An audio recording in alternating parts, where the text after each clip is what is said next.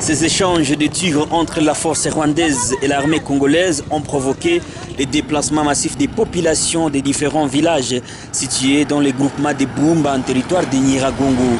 Les habitants se sont dirigés les uns à Goma et d'autres vers la partie nord du territoire de Nyiragongo. 2 heures après l'incursion de l'armée rwandaise sur le sol congolais, les FARDC sont arrivés sur les lieux et les forces rwandaises sont rentrées dans leur pays.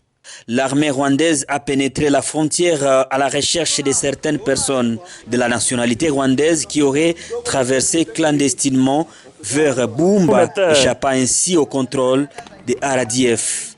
Puis, les forces armées de la République démocratique du Congo ont répliqué.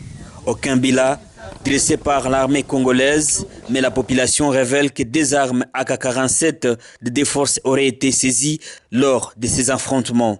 Nous demandons au gouvernement de s'assumer parce que c'est inadmissible de voir une armée étrangère traverser ici chez nous en RDC et venir récupérer quelqu'un qui était déjà sur le sol congolais. Heureusement qu'ils n'ont pas récupéré cette personne, mais c'est une honte déjà pour notre pays et c'est pour notre gouvernement. Nous voulons que ce genre de situation ne puisse plus se répéter, mais aussi nous demandons au gouvernement militaire de nous aider à imposer la paix ici chez nous à Nyiragongo, surtout en renforçant la sécurité le long de la frontière rwando-congolaise, parce que c'est une honte que ce genre de situation arrive pendant que nous sommes sous l'état de siège.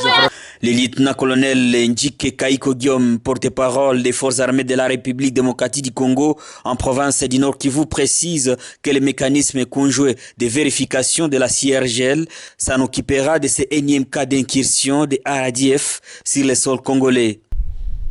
Ce mécanisme sera saisi incessamment et c'est ce mécanisme qui pourra parler du mobile qui a poussé à ce que ses amis de RDF puissent entrer sur le sol congolais. Par rapport au bilan, il est encore trop tôt, mais du moins retenez que nous avons récupéré une arme. La population fustige le fait que nos frontières ne sont pas sécurisées. À en croire ses habitants, seulement 2 militaires des forces armées de la République démocratique du Congo assuraient la garde au moment où les RDF sont venus nombreux.